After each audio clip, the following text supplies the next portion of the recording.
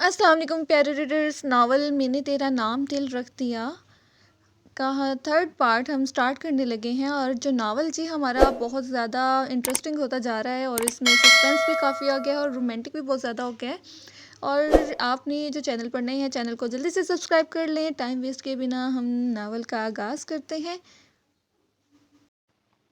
जनवरी की एक नई सर्द सुबह तलो हुई थी, बेहद ठंडी और पुरकशिश। शाइस्ता बेगम अपने तख्त पर बैठी टीवी देख रही थी। वो शाइस्ता बेगम को नाश्ता देने के बाद सहन से झाड़ू लगा रही थी कि जब दरवाजे पर दस्तक हुई।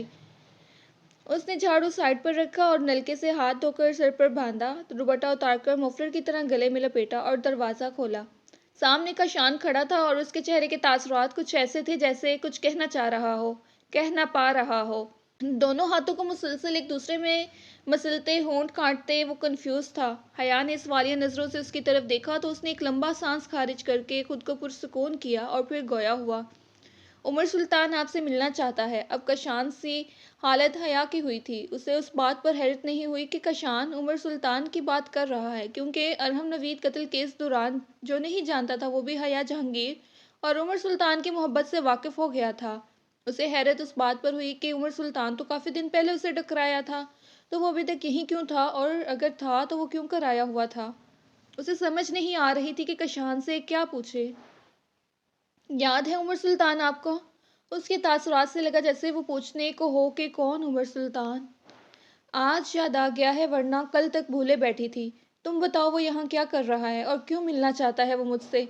वो खुद को संभाल चुकी थी और ये भी मान चुकी थी उसकी किस्मत में मोहब्बत नहीं लिखी गई थी, तो लाजिम था वो मोहब्बत पाने को रुस्वा ना हो। सरने के किनारे वाली ज़मीन खरीद ली है उन्होंने।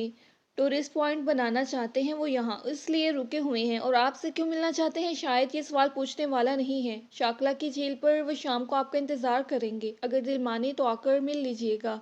वो कहकर जैसे आया था वैसे ही पलट गया। वो वहीं दरवाजे में कितनी ही देर खड़ी रही। जब शाइस्ता बेगम ने आवाज़ की तो वो होश की दुनिया में वापस आई थी। दरवाज़ा बंद करके वो अंदर आई और सीधा कमरे में घुस गई। झाड़ू आधे में ही रह गया था। शाइस्ता बेगम ने हैरानी से उसे देखा कि इन 2 सालों के दरमियान वो हर काम को मुकम्मल करने लग गई थी। तो भला आज कुछ अधूरा रह गया था, तो मतलब कुछ अधूरा था जो फिर से लौट आया था। नेक्स्ट। चमकता सूरज गुरूब हुआ तो चांद आसमान पर अपनी पूरी आबोताब के साथ चमक जगमगाने लगा।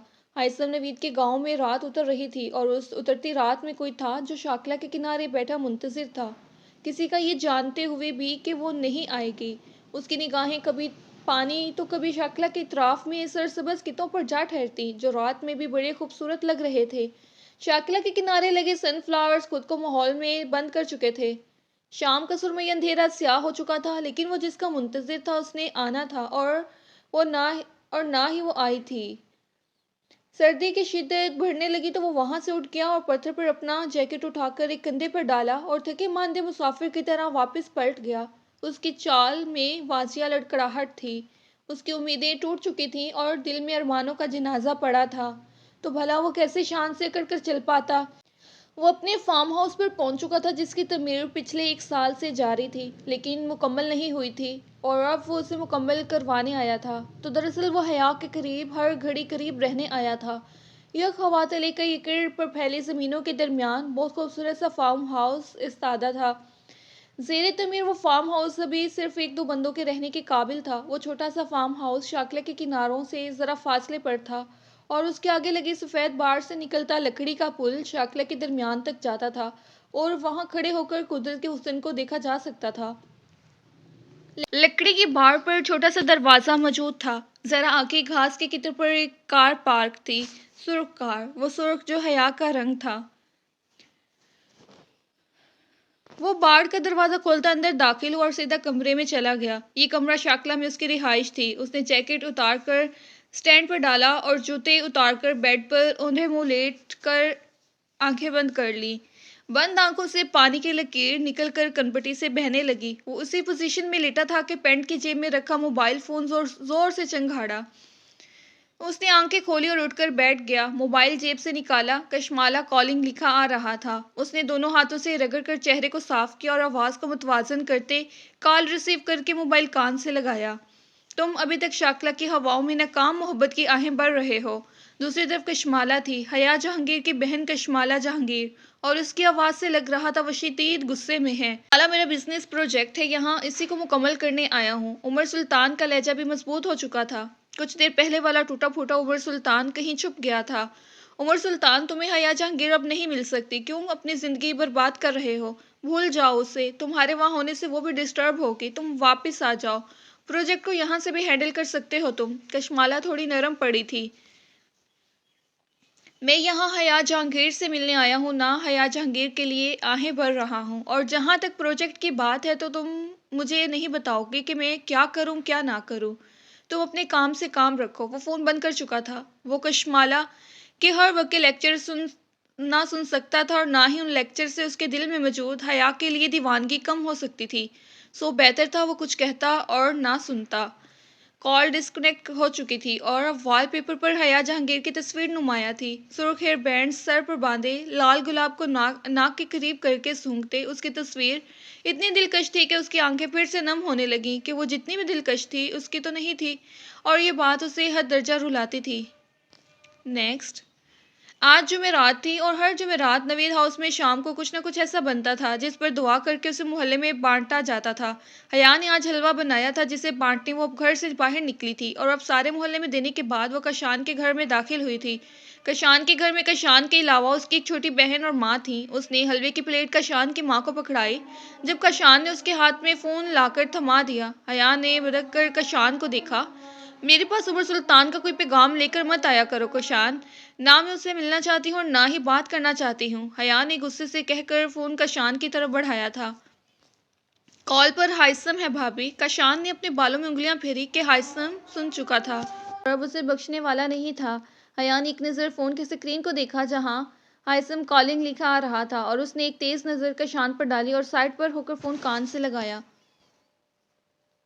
کیسی ہیں آپ؟ دوسری طرف مجوش شخص کی آواز میں زمانوں کا درد تھا۔ حیا بے چین ہو کر رہ گئی۔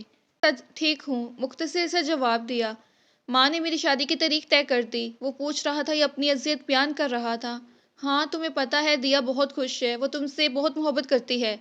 تم ماں کے ساتھ دیکھ لینا، جس جس شے کی ضرورت ہو میں پیسے بھجوا دوں گا۔ وہ کہنا تو چاہتا تھا کہ میں خوش نہیں ہوں حیا، اور میں تم سے محبت کرتا ہوں، لیکن وہ کہہ نہیں پایا تھا۔ تم کب آ رہے ہو؟ چھٹی کے لیے درخواست دی ہے، جلد آ جاؤں گا، ہائثم نے کہا۔ اچھا چلو ٹھیک ہے، میں چلتی ہوں، پھوپھو انتظار کر رہی ہوں گی، اس نے کہہ کر فون کاٹنا چاہا تھا کہ ہائثم گویا ہوا۔ عمر سلطان ابھی تک وہیں ہے؟ مجھے نہیں پتا، جس سے محبت ہوتی ہے اس کا پتہ ہوتا ہے، پھر وہ کہاں ہے؟ ہائثم نے کہا۔ میرے اندر تو ہر جذبہ اس دن اپنی موت مر گیا جب مجھے بتایا گیا کہ میں نے ایک شخص کو مارا ہے، اور اس شخص کی موت کے لیے نوید ہاؤس میں جب مجھے عمر قید سنائی گئی تو محبت کے ساتھ ہر جذبہ اس دن مر گیا، اور سارے نام بھول گئے جن سے محبت تھی۔ وہ نہ چاہتا ہوئے بھی اپنی اذیت بیان کرنے لگی تھی۔ محبت اپنا انتقام تو لیتی ہے نا حیا؟ وہ تنزن گویا ہوا کہ تم نے محبت کو مارا تھا تو لازم تھا محبت بھی تمہارے لیے مر جاتی۔ میں نے ارحم نوید کو نہیں مارا، کتنی بار بتاؤں تمہیں؟ وہ دبا دبا سے چیخی تھی۔ مجھے تمہارے کہے پر یقین آ جائے، لیکن پھر سوچتا ہوں اور کون ہے جو میرے بھائی کو مار دے کہ اس نے تو فقط تم سے محبت کی تھی۔ وہ ان 2 سالوں سے خود کسی نتیجے پر نہیں پہنچ پا رہا تھا۔ حیا نے غصے سے فون بند کیا اور کشان کو پکڑاتے بنا حلوے کے برتن واپس لیے اور تیز تیز وہاں سے نکلتی چلی گئی، اور پیچھے سے کشان کی ماں آوازیں کرتی رہ گئی۔ نیکسٹ، وہ بجلی کے بل بھرنے آئی تھی اور اب لائن میں لگی کھڑی تھی جب اس کے کندھے پر لٹکتے بیگ میں موبائل تھرایا۔ اس نے بیگ کھول کر موبائل نکالا۔ ہائثم کی کال تھی۔ یقیناً اس نے شائستہ بیگم سے بات کرنے کا فون کیا تھا، کیونکہ یہ موبائل شائستہ بیگم کا تھا جس میں کچھ خرابی ہو گئی تھی تو انہوں نے ٹھیک کروانے کے لیے دیا تھا۔ وہ ابھی اسی شش و پنج میں تھی کہ کال اٹینڈ کرے یا نہ کرے کہ موبائل چپ ہو گیا اور اس کا نمبر بھی آن ہو گیا۔ وہ بل بھر کر باہر نکلی تو موبائل ایک بار پھر تھرانے لگا۔ اس نے کال ریسیو کر کے موبائل کان سے لگایا اور بولی، ہیلو حیا، آپ ماں کہاں ہیں؟ اس نے پوچھا۔ موبائل خراب تھا، بازار آئی تھی تو بھی ٹھیک کروایا ہے، حیا نے بتایا۔ اچھا کیسی ہیں آپ؟ یہ پوچھنے کی فارمیلٹی کیوں کرتے ہو جب تم جانتے ہو کہ میں ٹھیک نہیں ہوں؟ وہ سڑک کے کنارے چلنے لگی۔ کیا آپ کو فرق پڑ رہا ہے میری شادی سے؟ وہ خوش فہم ہوا کہ وہ بھی ہاں کہہ دے گی، لیکن وہ بولی تو تمام خوش فہمیوں پر اوس ڈال دی۔ نہیں، لیکن مجھے فرق پڑ رہا ہے حیا، وہ اذیت بھرے لہجے میں گویا ہوا تھا، اور حیا جان کا دشمن جان بنا بیٹھا تھا اسے۔ دیکھو ہائسم، میری زندگی قید سے قید تک کی کہانی ہے اور اس قید کو مجھے اکیلے ہی کاٹنا ہے۔ تم میرے اچھے دوست ہو، میں نہیں چاہتی تمہاری زندگی میری وجہ سے برباد ہو۔ حیا نے اسے سمجھانا چاہا۔ آپ کے بغیر بھی تو زندگی برباد ہی ہے حیا۔ یہ پہلا اظہار تھا جو 2 سال کی نفرت کے بعد کیا گیا تھا، جو 2 سال کی عزت کے بعد کیا گیا تھا۔ حیا نے گہری سانس لی اور سڑک کنارے لگے درخت کے نیچے جا بیٹھی۔ محبت ایک بار ہی ہوتی ہے ہائثم، اور میں اپنے حصے کی محبت کر چکی ہوں اور مجھ سے اس زندگی میں نہیں ہوگی۔ اس کا لہجہ سمجھاتا ہوا تھا۔ محبت میں کر لوں گا حیا، اس نے التجا کی تھی۔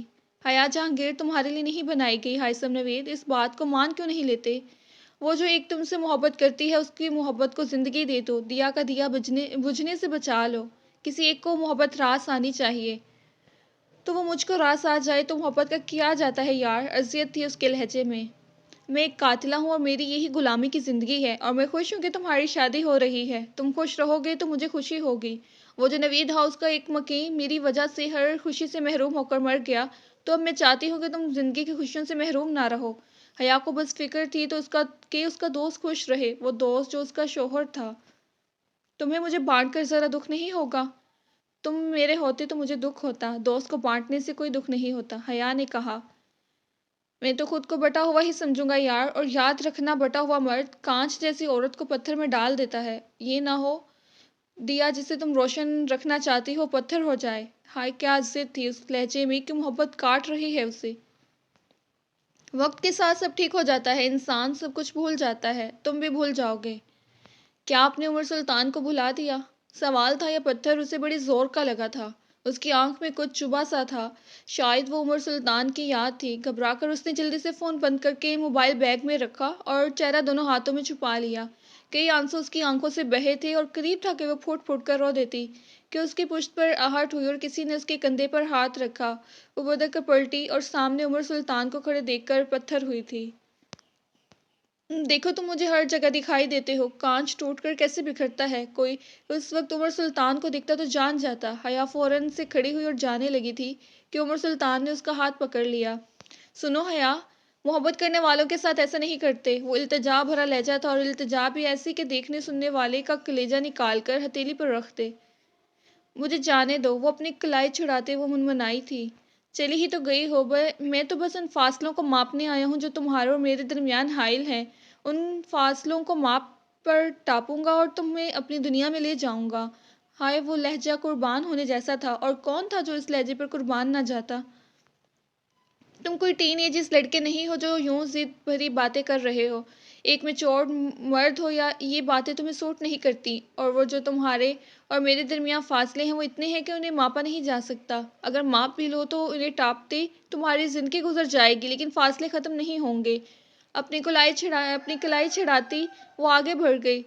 جب عمر سلطان نے کچھ ایسا کہا کہ اس کے قدم زنجیر ہوئے۔ فاصلوں کو ماپا نہیں جا سکتا تو کیا ہوا؟ وہ جو ایک دیوار بنا فاصلہ ہے اسے راستے سے ہٹایا بھی تو جا سکتا ہے۔ اس کا لہجہ پلوں میں بدلتا تھا، اور اس گھڑی وہ بکھرے ہوئے عمر سلطان نے ضدی عمر سلطان بن گیا تھا، جس کے لہجے اور آنکھوں کے مطلب سمجھتے حیا جی جان سے کانپی تھی۔ اور وہی وہ پل تھا جب وہ پلٹی اور ایک زوردار تھپڑ عمر سلطان کے گال پر دے مارا۔ وہ جو ایک میری وجہ سے مرا ہے، بس وہی ایک مرا ہے، اب کوئی اور میری وجہ سے نہیں مرے گا۔ اور ہائثم نوید سے دور رہنا عمر سلطان، ورنہ خون پی جاؤں گی میں تمہارا۔ اور ایک بات میری یاد رکھنا، ارحم نوید کے مرنے پر حیا جہانگیر ہائثم نوید کو نہیں ملی، اور ہائثم نوید مر گیا تو عمر سلطان کو پھر بھی حیا جہانگیر نہیں ملے گی۔ وہ انگلی اٹھا کر وارن کرتے تیز سے چلتے پڑ چکی تھی، اور وہ اپنے گال پر ہاتھ رکھے کتنی ہی دیر اس کے قدموں کے نشان دیکھتا رہا تھا۔ اسے یقین نہیں آتا تھا کہ حیا جہانگیر نے اسے تھپڑ مار کر چلی گئی ہے۔ اس کے اندر دکھ، تعصب اور جانے کیا کیا امڑنے لگا تھا جب جیب میں رکھا فون بج اٹھا تھا۔ تم لوٹ کر کب آؤ گے عمر سلطان؟ اس نے فون کان سے لگایا۔ دوسری طرف کشمالہ جہانگیر تھی، وہی ضدی لہجہ لیے ہوئے۔ شام کو نکل جاؤں گا شاکلہ سے، فاصلے ماپے نہیں جا سکتے، اس نے دھیرے سے کہتے فون بند کیا اور اس پتھر پر بیٹھ گیا جہاں کچھ دیر پہلے حیا جہانگیر بیٹھی تھی، وہ حیا جہانگیر جو ماروے تھی، اور فقط عمر سلطان کی ماروے۔ نیکسٹ 2 مہینے تیز رفتاری سے گزرے، اور اتنی تیز رفتاری سے کہ ہائثم نوید کی شادی کا دن آ گیا، اور جب وہ جب سے چھٹی لے کر گاؤں میں آیا تھا مسلسل ٹال مٹول کر رہا تھا، اور جس کے لیے کر رہا تھا اس نے صاف الفاظ میں کہہ دیا تھا کہ ہائثم نوید کی شادی ہو نہ ہو اسے حیا جہانگیر نہیں مل سکتی، اور اس بات کو جان کر وہ عزیتوں میں ڈوب کر اماں کے سامنے راضی ہو گیا تھا۔ یہ مارچ کا مہینہ تھا، سردی کی شدت ابھی تک برقرار تھی، اور اس سرد موسم کی ایک شام ہائثم نوید اور دیا جمشید کا نکاح ہو گیا، اور نکاح جس میں دیا جمشید خوش تھی، شائستہ نوید خوش تھی، حیا جہانگیر خوش تھی، اور کوئی خوش نہیں تھا تو وہ ہائثم نوید تھا۔ شائستہ بیگم نے دل کے سارے ارمان نکالے تھے شادی پر، وہ بے انتہا خوش تھیں اور یہ خوشی ان کے چہرے سے جھلک رہی تھی۔ چھوٹا سا نوید ہاؤس کو دلہن کی طرح سجایا گیا تھا، برآمدے میں برقی کمکمے لگے ہوئے تھے، سنہری کمکموں تلے دیا جمشید سرخ لباس میں دمک رہی تھی، وہ سرخ لباس جو حیا جہانگیر کا من پسند تھا، لیکن ہمیشہ کی طرح وہ سفید سادہ لباس میں تھی، لیکن خلاف معمول بال کھول کر کندھوں پر بکھیرے ہوئے تھے۔ وہ سوگ میں تھی اور یہ سوگ ہر خوشی غمی میں اس پر فرض تھا۔ کئی رشتہ داروں نے حیا کو دیکھا تو رخ پھیر لیا، ارحم قتل کیس کے بعد وہ ان کے لیے قابل نفرت ہو گئی تھی۔ کچھ رشتہ داروں نے تعصب سے اسے دیکھ کر سر جھٹکا، جیسے افسوس کرنا چاہ رہے ہوں۔ اس نے بھاری دل اور مسکراتے لبوں کے ساتھ بالوں کو کان کے پیچھے اڑسا اور برقع کے کمکموں تلے جگمگاتی دیا کی طرف بڑھی تھی کہ شائستہ بیگم کی آواز پر رک گئی۔ منحوس عورتیں نئی نویلی دلہن کے پاس نہیں جاتیں، اور اگر وہ قاتلہ ہو تو مزید دوری بنانے کی ضرورت ہے۔ حیا کی گردن شرمندگی سے جھک گئی تھی، اور وہیں کئی رشتہ دار کانوں میں سرگوشیاں کرتے پھسپھسانے لگے تھے۔ اس کا اور دیا جمشید کا موازنہ کیا جانے لگا، اور کسی بھی طرح وہ دیا جمشید سے بہتر ثابت نہیں ہو سکی تھی، کیونکہ وہ سب کی رضامندی اور خوشی سے ہائثم کی زندگی میں شامل ہوئی تھی۔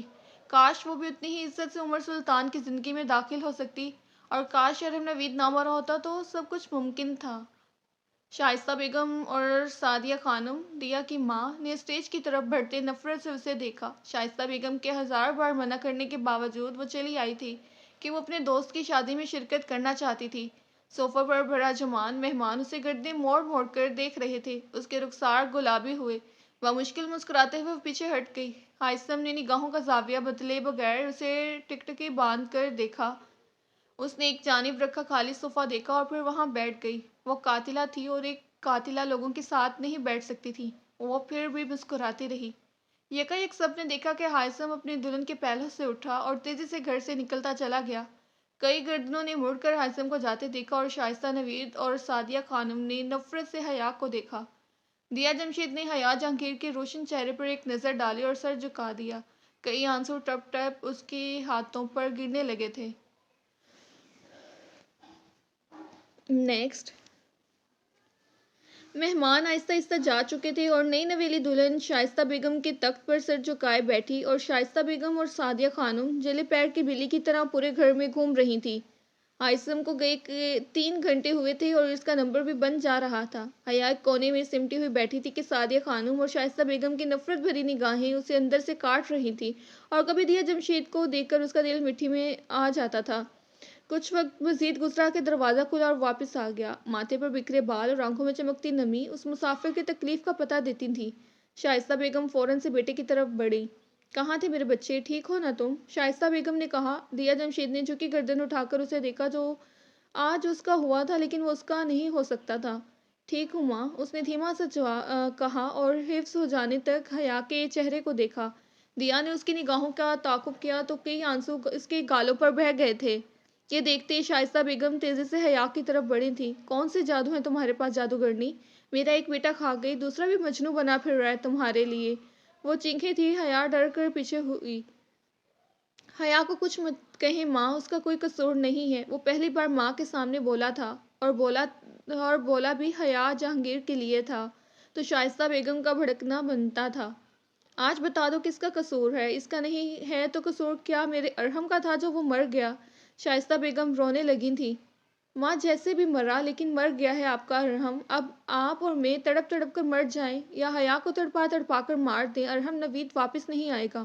آپ چاہتی ہو حیا جہانگیر مر جائے، لیکن حیا جہانگیر کے مر جانے سے ارحم نوید واپس نہیں آئے گا، بلکہ ہائثم نوید بھی مر جائے گا۔ شائستہ بیگم کی زبان کو بریک لگا تھا۔ سعدیہ خانم نے ناگواری سے حیا کو دیکھا تھا۔ دیا جمشید کی آنکھوں سے بہتی رم جم میں تیزی آئی تھی، اور حیا وہ تو گنگ رہ گئی تھی۔ اسے اندازہ ہو رہا تھا کہ وہ شاید ہائثم کو پسند آ گئی ہے، لیکن محبت کی توقع وہ نہیں کرتی تھی۔ وہ ان سب کو ایسے ہی چھوڑتا تیزی سے اپنے کمرے کی طرف بڑھ گیا تھا۔ حیا بھی اس کے پیچھے ہی کمرے میں گئی تھی۔ وہ سرخ چوڑے میں ایک چاند سی لڑکی چہرہ ہاتھوں میں چھپاتی پھوٹ پھوٹ کر رو دی تھی۔ تم ٹھیک نہیں ہو حسن، یہ لو پانی پیو۔ حیا نے پانی کا گلاس اس کی طرف بڑھایا تھا جسے اس نے کھینچ کر دیوار پر دے مارا۔ کمرے میں کانچ کے ٹکڑے بکھر کر رہ گئے۔ ہاں نہیں ہوں میں ٹھیک، اور اس کی وجہ تم ہو۔ میں یہ شادی نہیں کرنا چاہتا تھا، وہ اور جو تم نے چاہا میں آباد ہو جاؤں تو سنو میں نے ایک اور لڑکی برباد کر دی۔ وہ کنپٹی سلاتا کرسی پر بیٹھ کر قریب تھا کہ وہ رو پڑتا۔ سب ٹھیک ہو جائے گا، ہم دونوں اچھے دوست تو ہیں نا، اور ہمیشہ رہیں گے۔ اس نے ہیثم کے کندھے پر ہاتھ رکھا جسے اس نے فوراً سے پہلے جھٹک دیا۔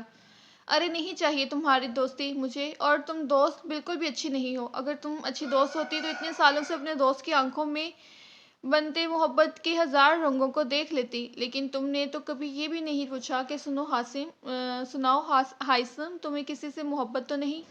تمہیں مجھ سے محبت ہے؟ تمہیں اپنے باپ جیسے بھائی کی قاتلہ سے محبت ہے؟ کیا تمہیں حیا جہانگیر سے محبت ہے؟ اس نے سوال کیا تھا اور ہائثم کی سانسیں اس سوال پر رکی تھیں اور نگاہیں بس اس چہرے سے ہو کر روئی تھیں۔ ہاں مجھے تم سے محبت ہے، اور بہت محبت ہے، اس نے برملا اعتراف کیا تھا۔ حیا نے ایک گہری سانس لی۔ اور وہ جو تمہارے اور میرے درمیان رشتہ ہے، کیا تم اسے آگے بڑھانا چاہتے ہو؟ اگر چاہتے ہو تو مجھے کوئی اعتراض نہیں، تم جو چاہو گے وہی ہوگا۔ وہ خلاف توقع اتنی آرام سے بولی تھی کہ ہائثم نے ٹھٹک کر اسے دیکھا اور پھر دیکھتا ہی رہ گیا۔ حیا اس کی خاموشی سے مطلب اخذ کرتی دروازے کی طرف بڑھی اور دروازے کی چٹکی چڑھا دی۔ باہر کھڑی شائستہ بیگم اور سعدیہ خانم نے ایک دوسرے کو دیکھا تھا۔ دیا کسی ہارے ہوئے مسافر کی طرح لڑکھڑاتے قدموں سے اس کمرے کی طرف بڑھ گئی جسے آج کے دن کے لیے سجایا گیا تھا، اور صرف اس کے لیے سجایا گیا تھا۔ حیا نے دروازہ بند کرنے کے بعد گلے میں ڈالا دوپٹہ اتار کر صوفے پر پھینکا اور کلپ میں لگے بال کھول دیے۔ ہائثم حیرانی سے اسے دیکھ رہا تھا۔ وہ کیا کر رہی تھی یا کہہ رہی تھی اسے سمجھ نہیں آ رہی تھی۔ تمہارے اور میرے درمیان جو رشتہ ہے میں اسے آگے بڑھانے کو تیار ہوں، اگر یوں تمہاری خوشی ہے تو میں انکار نہیں کروں گی۔ اس کی بات پر ذرا ہائثم کے پلے پڑی تو اس نے بے اختیار اپنی کنپٹی سے ہلائی اور اٹھ کر صوفے پر پڑا اس کا دوپٹہ اٹھا کر اس کے کندھوں پر ڈالا۔ میری خوشی تمہاری خوشی میں ہے اور تمہاری خوشی میرے ساتھ نہیں ہے۔ میں نے تمہیں کبھی پانے کا سوچا ہی نہیں۔ تم چلی جاؤ یہاں سے، تم عمر سلطان کے پاس چلی جاؤ۔ اسے کندھوں سے تھامے وہ کہہ رہا تھا اور وہ یک ٹک اسے دیکھ رہی تھی۔ کیوں جاؤں میں؟ کیونکہ تمہارے ہوتے ہوئے میں اپنے نئے رشتے میں آگے نہیں بڑھ پاؤں گا۔ تم جاؤ یہاں سے، کچھ دن بعد بھول جاؤں گا تو دیا کے ساتھ ایک نئی زندگی شروع کروں گا۔ پھر کبھی زندگی کے کسی موڑ پر ملے تو دوستوں کی طرح ملیں گے۔ وہ اسے جانے کو کہہ رہا تھا اور وہ ہر بات کو جانے دے کر اسے جانے کا کہہ رہا تھا۔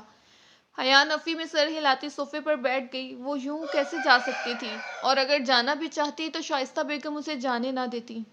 نیکسٹ۔ دوسری صبح نوید ہاؤس میں ایک اور بھونچال لائی تھی۔ وہ بھونچال تھا کشمالہ جہانگیر۔ اس کی گاڑی جب نوید ہاؤس کے گیٹ پر رکی تو زوردار ہارن سے پورا محلہ دہل اٹھا تھا، اور اسی زوردار غصے کے ساتھ وہ نوید ہاؤس میں داخل ہوئی تھی۔ دھوپ سینکتی سعدیہ خانم اور شائستہ بیگم نے اسے آتا دیکھا تو ناک منہ چڑھا لیا کہ کشمالہ جہانگیر حیا جہانگیر سے بہت مختلف تھی۔ وہ کسی کا ادھار نہیں رکھتی تھی اور نہ لحاظ کرتی تھی۔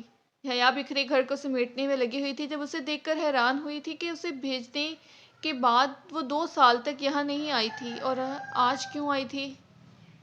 تمہیں کہا تھا میں نے حیا ان لوگوں پر زیادہ مہربان نہ ہو، غریب لوگ ظرف کے بھی غریب ہوتے ہیں۔ شائستہ بیگم کی طرف وہ کینت تو نظروں سے دیکھ رہی تھی۔ زبان سنبھالو لڑکی، شائستہ بیگم بھی چینخی تھی۔ ہائثم بھی کمرے سے باہر نکل آیا تھا۔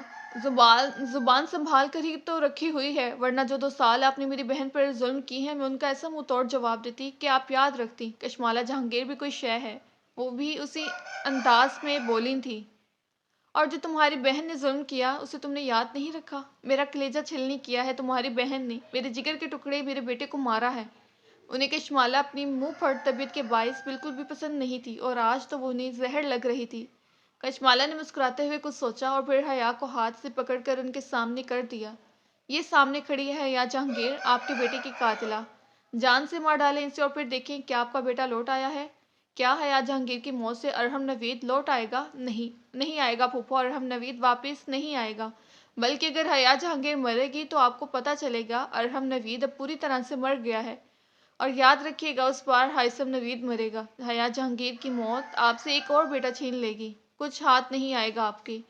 وہ تھوڑا نرم پڑی تھی، شائستہ بیگم کا تو دل دہل گیا تھا، اور ہائثم نے جانا کہ سچائی تو بس اسی ایک جملے میں ہے کہ حیا جہانگیر کے ساتھ ہائثم نوید بھی مر جائے گا۔ کشمالہ کیوں آئی ہو تم یہاں؟ پلیز جاؤ یار۔ حیا نے اسے کھینچا تھا مگر وہ ہاتھ چھڑا کر دیا کی طرف بڑھی اور سر تا پیر اس کا جائزہ لیا۔ سرخ لباس کی جگہ اب سادہ سا سوٹ تھا اور کندھوں پر شال اوڑھ رکھی تھی، مگر آنسوؤں کے نقوش واضح تھے اور آنکھیں سوجی ہوئی تھیں۔ تو تم ہو شائستہ نوید کی چہیتی اور نہیں بہو، اپنی ساس کی طرح تم بھی تو نفرت بھر کر آئی ہوگی یہاں۔ محبت محبوب سے جڑی ہر شے سے محبت کرواتی ہے، اور مجھے محبت ہے ہائثم نوید سے، بے تحاشا محبت، اور میں پھر ایک ایسی لڑکی سے نفرت کیسے کر سکتی ہوں جس سے میرا محبوب بے انتہا محبت کرتا ہے۔ میں تو ہائثم کی محبت کا ادب کرتی ہوں اور اس سے بھی زیادہ حیا کا کرتی ہوں۔ اس کا لہجہ کشمالہ کی توقعات سے یکسر مختلف تھا۔ حیا کو اپنا آپ مجرم لگا تھا اور ہائثم نگاہیں چرا کر رہ گیا تھا۔ کچھ سیکھ لیں اپنی بہو سے پھپھو۔ چلے خیر، آپ سیکھتی رہیے گا بھی۔ حیا پیکنگ کرو فٹافٹ، میں تمہیں اپنے ساتھ لے کر جاؤں گی۔ کشمالہ کی بات پر شائستہ بیگم کی آنکھوں سے انگارے نکلنے لگے تھے۔ ہائثم نے نگاہیں جھکا دی۔ کیوں جائے گی یہ؟ شائستہ بیگم نے کہا۔ کیونکہ کوئی منتظر ہے اس کا، خوشیاں منتظر ہے حیا جہانگیر کی۔ وہ مسکرائی تھی۔ حیا کی آنکھوں کے سامنے عمر سلطان کا وجود گھوما۔ شائستہ بیگم نے رولا ڈال دیا اور پھر کشمالہ کی لاکھ کہنے پر بھی حیا جانے کو تیار نہیں ہوئی تھی۔ اس نے کہا تھا وہ اس گھر سے جائے گی اور تب جب سب مان لیں گے کہ وہ قاتلہ نہیں ہے۔ نیکسٹ 2 ماہ بعد، وہ اوائل اپریل کے دن تھے۔ موسم کی ٹھنڈک کم ہو رہی تھی اور حدت بڑھتی جا رہی تھی۔ موسم بدل چکا تھا لیکن نوید ہاؤس کے حالات ویسے ہی تھے، نہ کچھ بدل سکتا تھا اور نہ ہی بدلا۔ ہائثم اپنی اور دیا کی شادی کے دوسرے دن ہی واپس اسلام آباد چلا گیا تھا اور اب پورے 2 ماہ بعد لوٹا تھا، تو ویسا ہی تھا دیا کے لیے، سرد اور حیا کو نم آنکھوں سے دیکھتا ہوا۔ دیا ان 2 ماہ میں ویسی ہی ہو گئی تھی جیسی کہ حیا تھی، سوگ زدہ سی، کیونکہ وہ سہاگن ہو کر بھی سہاگن نہیں تھی، اور اس کا رویہ حیا کے لیے حیرانی کا باعث تھا، کیونکہ حیا کے ساتھ وہ نہ لڑی تھی اور نہ ہی روایتی سوکنوں والی چپکلش پالی تھی، بلکہ وہ خاموشی سے اس کے کام بانٹتی رہتی تھی یا کام کرتی ہوئی حیا کو یکٹک دیکھے جاتی تھی۔ آج بھی حیا دھوئے ہوئے کپڑے تار سے اتارنے کے بعد تخت پر بیٹھی طے کر رہی تھی۔ جب اس نے خود پر نظروں کا حصار محسوس کیا تو جان لیا کہ آج بھی دیا جمشید اس کے چہرے کو تک رہی ہے، اور اس کا یہ تکنا حیا کو کبھی کبھار الجھا دیتا تھا کہ جانے دیا اس کے چہرے پر کیا کھوجتی رہتی ہے، اور پوچھنے پر اسے جھٹک کر مسکرا دیتی تھی۔ کیا میں آج سوال کر لوں تو کیا مجھے میرے سوال کا جواب ملے گا؟ اس نے مسکرا کر دھیمی آواز میں پوچھا۔ آپ کا چہرہ دیکھتی ہوں تو محبت کو دیکھنا چاہتی ہوں جو صرف آپ کے چہرے پر روشن ہے۔ کتنی خوش قسمت ہو نا آپ کہ ہائثم نوید آپ سے محبت کرتا ہے۔ ہائے، اس لہجے میں کتنی حسرت تھی۔ دیا کی آنکھیں ڈبڈبائیں کہ وہ جو دیا کو خوش قسمتی لگ رہی تھی وہ اس کے نزدیک بدقسمتی تھی۔ مت دیکھا کرو میرے چہرے کو، لگتا خوبصورت ہے مگر بڑا بدصورت ہے، لگتا خوش قسمت ہے مگر بڑا بدقسمت ہے۔ محبت بھی کتنی عجیب شے ہے نا، کسی کے لاڈ اٹھانے کی چاہ رکھنے والا کسی کو آنکھ اٹھا کر بھی نہیں دیکھتا۔ نہیں حیا، آپ بدقسمت نہیں ہو، ارحم بھائی آپ کے لیے مر گئے تو عمر سلطان آپ کے لیے زمانے سے لڑ گیا، اور ہائثم نوید جان ہتھیلی پر رکھ کر آپ کو پیش کرتا ہے۔ بھلا محبت جس پر مہربان ہو بدقسمت کیسے ہو سکتا ہے؟ اس کے اپنے دکھ تھے، حیا کے دکھ سے کوسوں دور۔ طنز کر رہی ہو؟ اس کا حسرت بھرا دکھ حیا کو طنز کی آمیزش لیے ہوئے لگا تھا۔ نہیں، میں تو آپ پر رشک کر رہی ہوں، اس نے نفی میں سر ہلایا تھا۔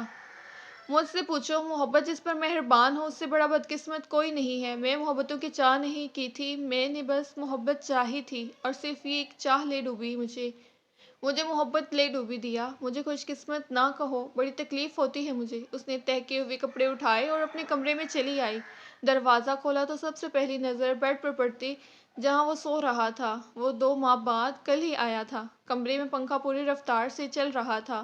حیا نے کپڑے الماری میں رکھے اور اس کے سرہانے جا کھڑی ہوئی۔ وہ پرسکون سا سو رہا تھا اور جب جاگتا تھا تو بڑا بے چین نظر آتا تھا۔ محبت کا تکون سب کو برباد کر رہا تھا۔ کوئی نم آنکھیں لیے ہائثم کا منتظر تھا تو ہائثم کی نگاہیں اس کے گرد گھومتی رہتی تھی۔ وہ کمرے کا دروازہ بند کرتی پلٹ گئی تھی۔ نیکسٹ رات اپنی تمام تر طریقوں سمیت شاکلہ پر اتر چکی تھی اور نوید ہاؤس کے کچن میں حیا اور دیا کام میں مصروف تھیں۔ شائستہ بیگم تخت پہ برجمان ٹی وی دیکھنے میں مگن تھی۔ ہائثم کہیں باہر گیا ہوا تھا۔ حیا اور دیا نے کھانا بنا کر شائستہ بیگم کے تخت کے آگے دسترخوان بچھایا اور اب دونوں کھانے کے برتن لا لا کر رکھ رہی تھیں۔ حیا جگ میں کولر سے پانی ڈال رہی تھی کہ جب ہائثم گھر کے گیٹ سے اندر داخل ہوا۔ اس کے ہاتھ میں کچھ انویلپ جیسا تھا اور چہرے پر پریشانی اور سوچ کی لکیریں ایک ساتھ نمایاں ہو رہی تھی۔ حیا نے اس کے پرسوچ چہرے اور پریشان چال کو دیکھا تو کچھ پل کے لیے پریشان ہو گئی۔ ہائثم بنا کسی کی طرف دیکھے سیدھا کمرے میں گیا اور جب واپس آیا تو حشاش بشاش تھا اور خالی ہاتھ۔ خاموش ماحول میں چاروں نے کھانا کھایا اور اس کے بعد جیسے ہی حیا دسترخوان سے برتن سمیٹنے لگی اسے ہائثم کی آواز آئی، حیا ذرا میری بات سنیں۔ وہ کہہ کر اپنے کمرے کی طرف بڑھ گیا۔ میں دسترخوان سمیٹ کر آتی ہوں، آپ جاؤ حیا، میں سمیٹ لوں گی۔ دیا کی نم آواز اس کے کانوں میں پڑی تھی۔ اس نے ایک گہری سانس لی اور ہائثم کے پیچھے ہی چلی گئی۔ وہ کمرے میں داخل ہوئی تو دیکھا کہ وہ کمرے میں ٹہل رہا تھا اور ہاتھ میں وہی کچھ دیر پہلے والا انویلپ تھا۔ حیا کو دیکھ کر جیسے اس نے زبردستی مسکرانے کی کوشش کی تھی۔ اس کا ہر انداز بتا رہا تھا کہ کچھ بات ہے جو ہائثم کو پریشان کر رہی ہے اور کہہ بھی نہیں پا رہا۔ حیا نے کچھ پل اس کے بولنے کا انتظار کیا اور پھر اس کے چہرے سے جھلکتی ہر پریشانی کو پس پش ڈال کر دیا کا کاسا لیے سامنے ہوئی تھی۔ تمہیں پتہ ہے تم دو ماہ بعد آئے ہو اور وہ 2 ماہ سے تمہاری شکل دیکھنے کو ترس گئی ہے۔ تم سے شادی کے بعد میں 1 سال بعد آیا تھا، کیا تم بھی میری شکل دیکھنے کو ترس گئی تھی؟ وہ الٹا استفہامیہ ہوا تھا۔ مجھے اور دیا کو کمپرومائز نہ کرو، وہ تم سے محبت کرتی ہے، وہ ذرا غصے سے بولی تھی۔ یہی تو کمبخت محبت کا مسئلہ ہے، ہمیں جس سے ہوتی ہے اسے ہم سے محبت نہیں ہوتی۔ دیا کی آنکھوں سے بہتا دکھ ہائثم کے لہجے سے جھلکنے لگا تھا۔ وہ تمہاری بیوی ہے، تمہاری ماں کی پسند سے آئی ہوئی ہے، کسی قتل کے بدلے میں نہیں آئی۔ حیا نے دیا کی وکالت کرنی چاہی تھی، اسے دیا کا دکھ پریشان کرتا تھا۔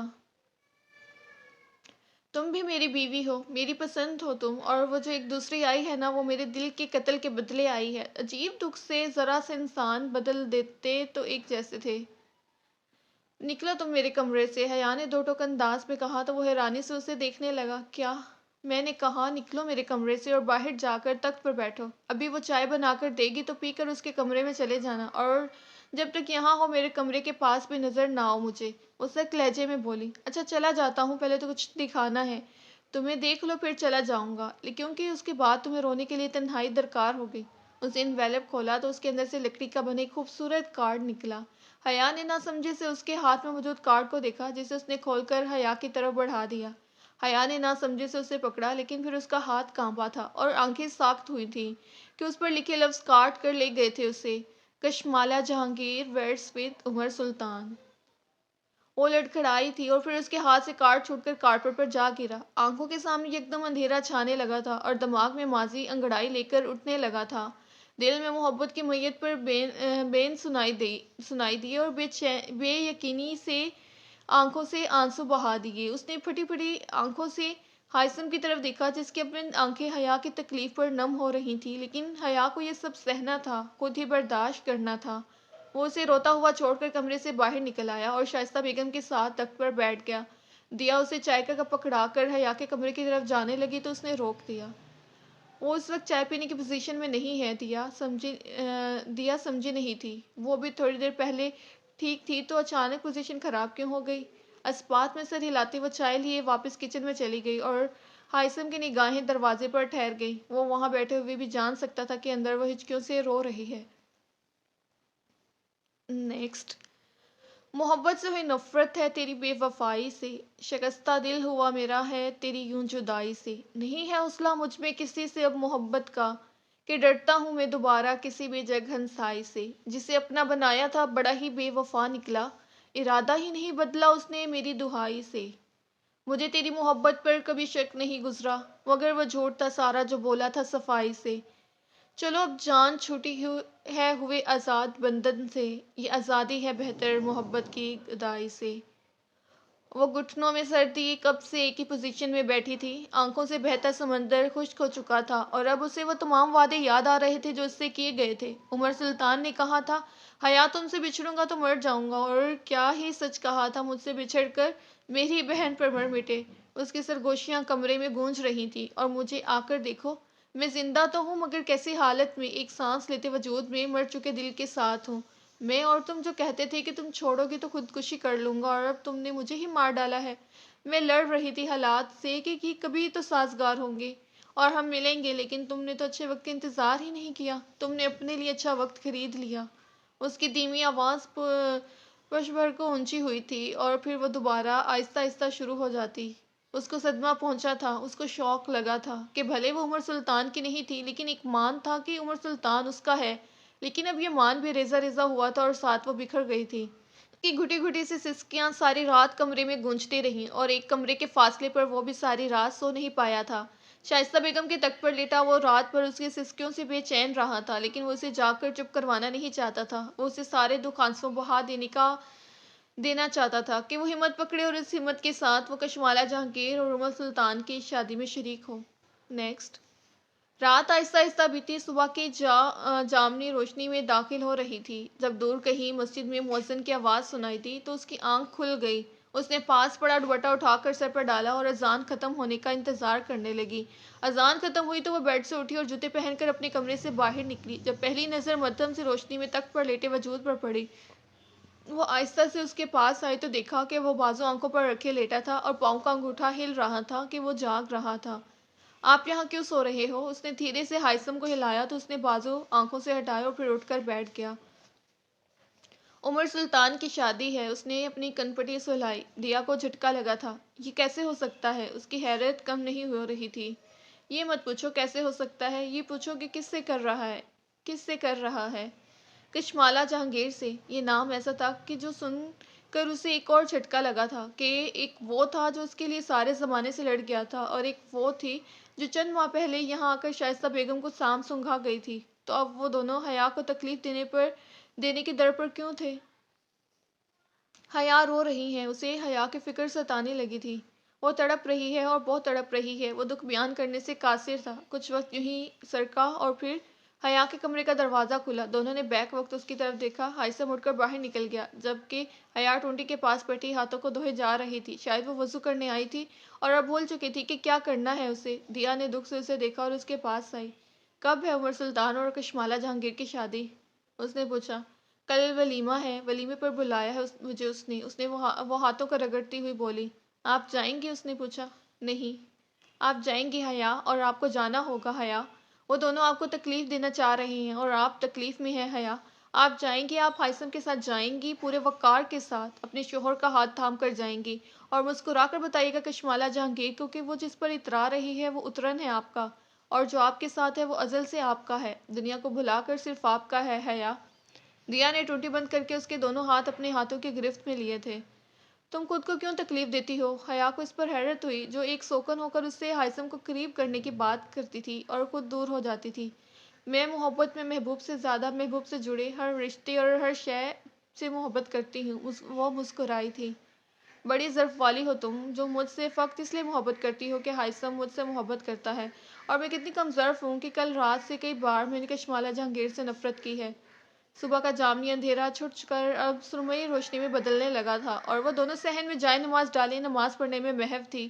گیٹ کھلا اور ہائثم ایک بچے سے نماز پڑھ کر لوٹ آیا تھا۔ اس کی نگاہیں حیا کے چہرے سے ٹکرائیں، جہاں آنسوؤں کے نشان تھے اور آنکھیں سوجی ہوئی تھیں۔ اس نے چاہا کہ وہ دنیا کو نیست و نابود کر کے رکھ دے۔ حیا نے سلام پھیر کر اس کی طرف ایک نگاہ ڈالی اور پھر دعا کے لیے ہاتھ اٹھا دیے۔ آنکھیں نم ہونے لگی تھیں۔ برابر میں رکوع کرتی حیا کی آنکھیں بھی بہنے کو بےتاب ہوئی تھیں۔ برابر میں رکوع کرتی دیا کی آنکھ بھی بہنے کو بےتاب ہوئی تھی۔ ہائثم جائے نماز پر حیا کے سامنے ہو کر بیٹھ گیا اور یکٹک اسے دیکھے گیا۔ دیا نے سلام پھیرا تو اس منظر نے اس کی آنکھوں میں کانٹے چبھوئے تھے کہ یہ کتنا مکمل منظر تھا۔ دعا کرنے کے بعد وہ جائے نماز طے کر کے کچن کی طرف جا چکی تھی، جبکہ حیا بند آنکھوں سے ابھی تک دعا مانگنے میں مشغول تھی اور ہائثم اسے دیکھنے میں۔ حیا نے دعا ختم کر کے ہاتھوں کو چہرے پر پھیرا اور کھڑی ہو گئی۔ ہائثم نے جائے نماز اٹھا کر طے کی اور تخت کے اوپر بنے ریک میں رکھ کر اس کا بازو تھاما اور کمرے میں لے گیا۔ اسے صوفے پر بٹھا کر خود بھی برابر میں بیٹھا اور اس کے دونوں ہاتھ تھام کر اس کا رخ اپنی طرف کیا۔ کیا فیصلہ کیا ہے تم نے؟ دیا کہتی ہے مجھے جانا چاہیے، اور اتنا مضبوط ہو کر جانا چاہیے کہ وہ دونوں ایک عرصہ اس فیز سے نکل نہ پائیں۔ اس نے بتایا۔ تم کیا چاہتی ہو؟ میں ان کو کیا جھٹکا دوں ہائثم، میں تو خود ایسے فیز میں ہوں جس سے ایک عرصہ نکل پانا ناممکن ہے، اور ویسے بھی سوچا جائے تو ٹھیک کیا ہے عمر نے، وہ زندگی ایک میری خاطر کیوں برباد کرتا بھلا؟ اس کی آواز رند گئی تھی۔ تو طے رہا کل ہم جائیں گے اور ضرور جائیں گے۔ ہائثم نے اس کا گال تھپتھپایا تو وہ مسکرا دی اور پھر مسکراتے مسکراتے رو دی، اور پھر ہائثم کے سینے پر سر رکھ کے وہ کتنی ہی دیر بس آخری بار ناکام محبت کا شوق مناتی رہی۔ جی تو پیارے ریڈرز، نیکسٹ پارٹ میں ہمارا ناول مکمل ہو جائے گا، پارٹ 4 میں نے تیرا نام دل رکھ دیا، مورل سٹوریز ورڈ پر آپ پڑھ سکتے ہیں۔